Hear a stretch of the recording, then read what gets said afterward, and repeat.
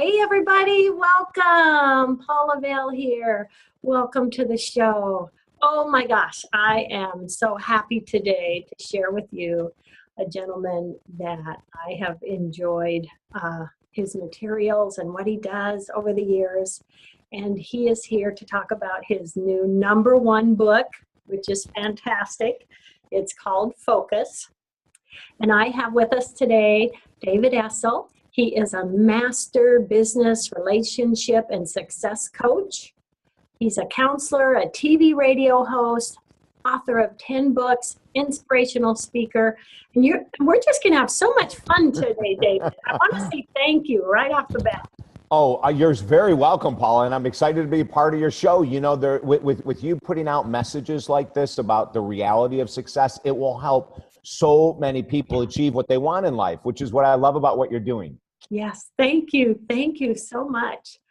Well, tell us this book, it's just every chapter was like, wow, yeah, wow, great stuff.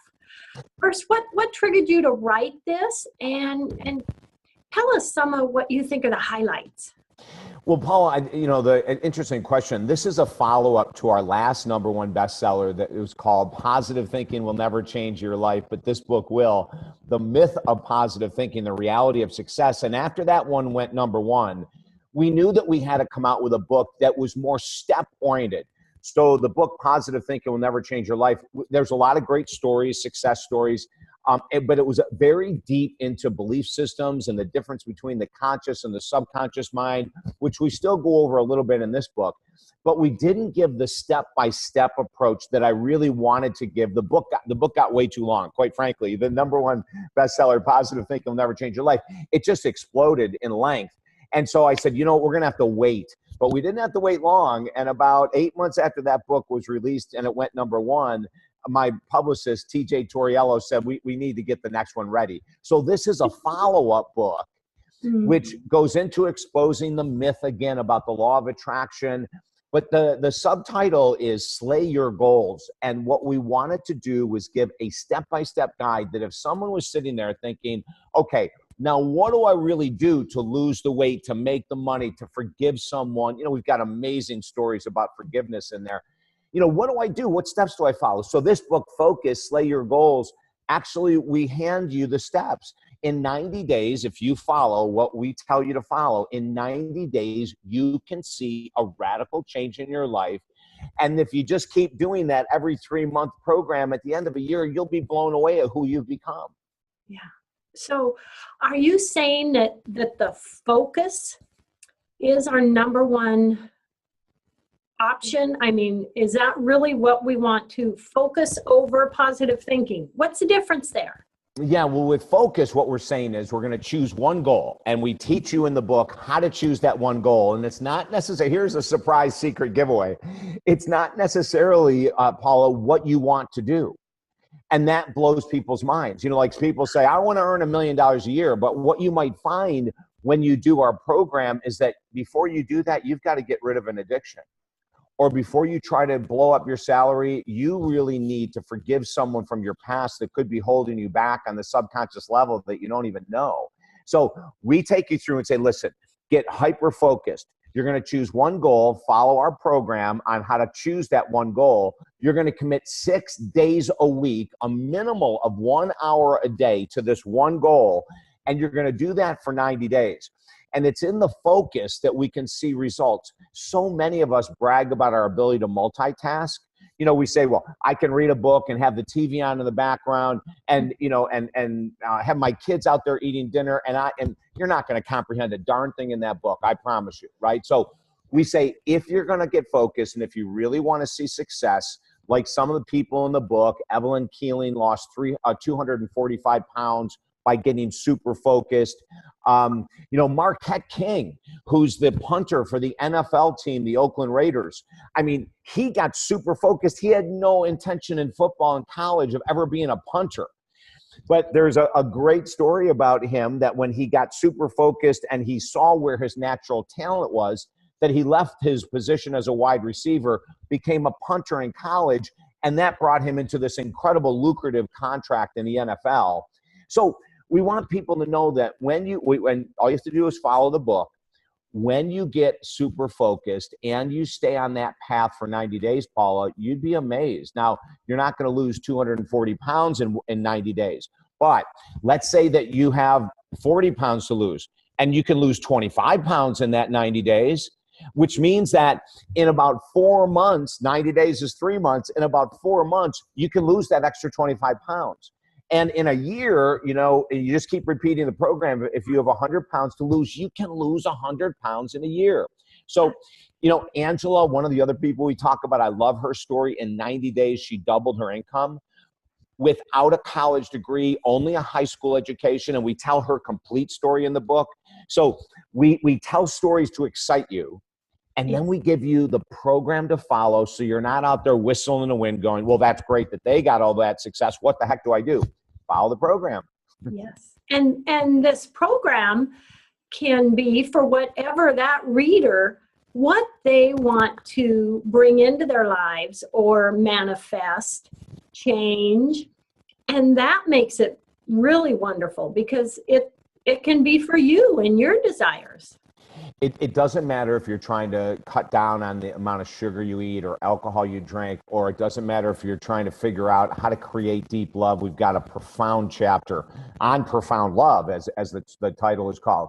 If you need to forgive someone, I tell my own story about a woman that stole, who I was dating, that stole a ton of money from me. And I said I would never forgive her, ever, ever, ever. And I obviously kicked her out of my life. And I said, that's one person that does not deserve forgiveness. And a number of years later, I found that I had resentment still. Someone brought up her name, and I get that crappy feeling in your stomach. And I finally looked in the mirror one day and said, David Essel, this is what you teach other people to do.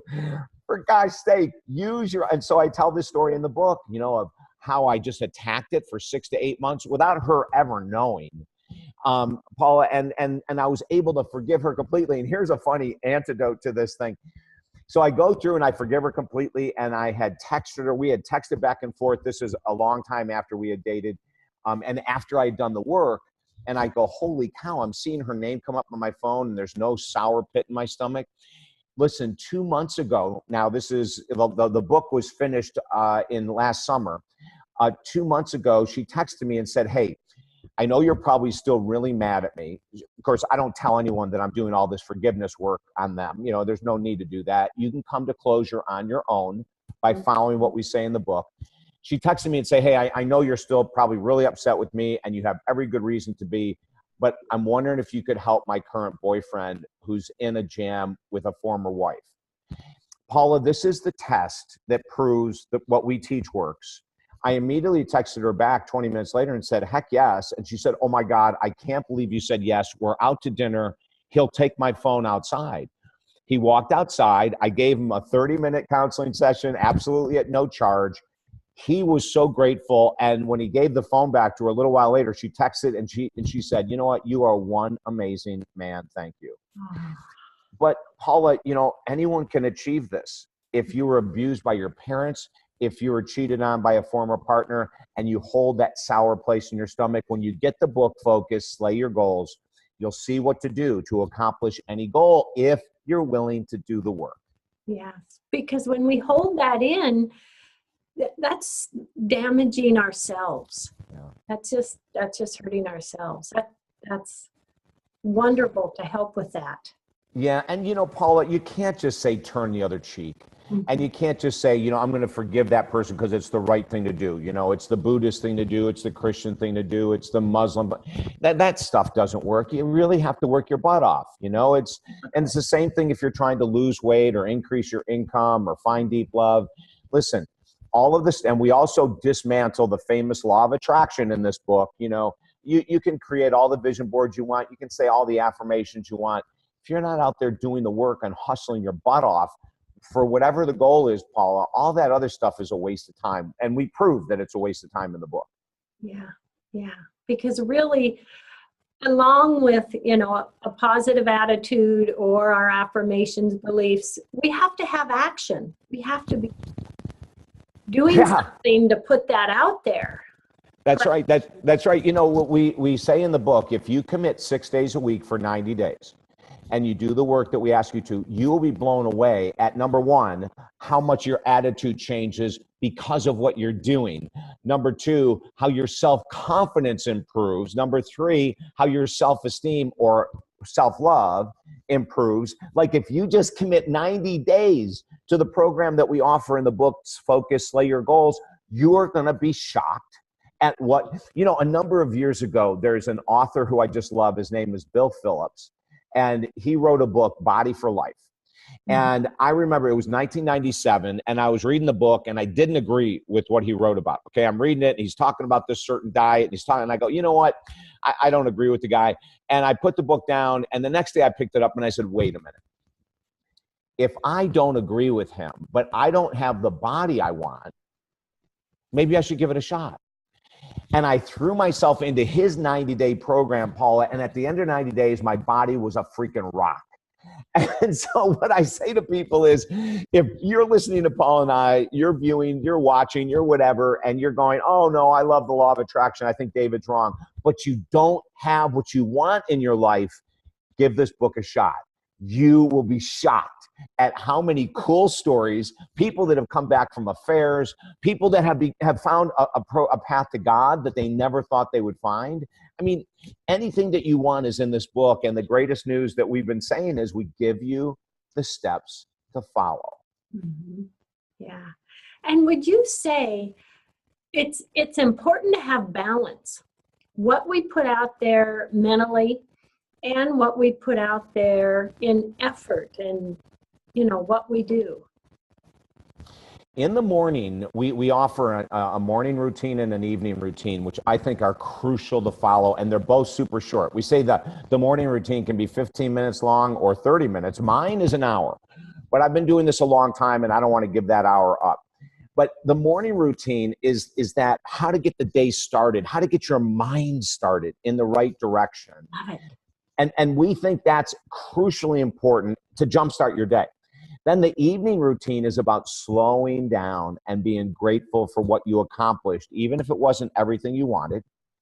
And that's where I agree with you 100%. There's got to be a balance. And the other thing that we say in the book is there's got to be a ritualistic approach to success.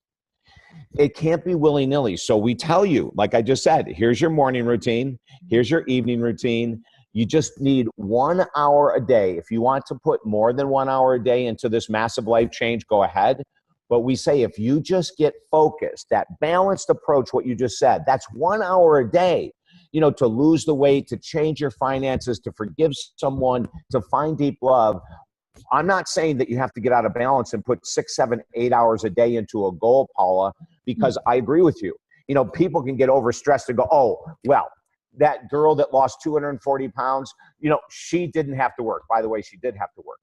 And she had to go into a gym being wheeled in a wheelchair because she was so overweight she couldn't walk. Can you imagine the humility that takes? Yes. And then they would prop her up on the treadmill and she would walk several steps. They'd put her back in the wheelchair and wheel her out. Like, that's the dedication. And it's not genetics. We say this in the book. 70% of Americans are overweight. A University of Florida study a number of years ago said that only about 6% of people overweight or obese have a genetic link, which means 94%, including the story I tell about Evelyn, who lost 240 pounds, 94% of our struggles with weight is lifestyle related, belief system related, but not genetic. Yes. Oh, and that's fascinating. And that just tells us how much we can do and the power we can have. Well, David, everyone, we're going to pop out a quick moment for a break, but David and I will be right back. Thank you.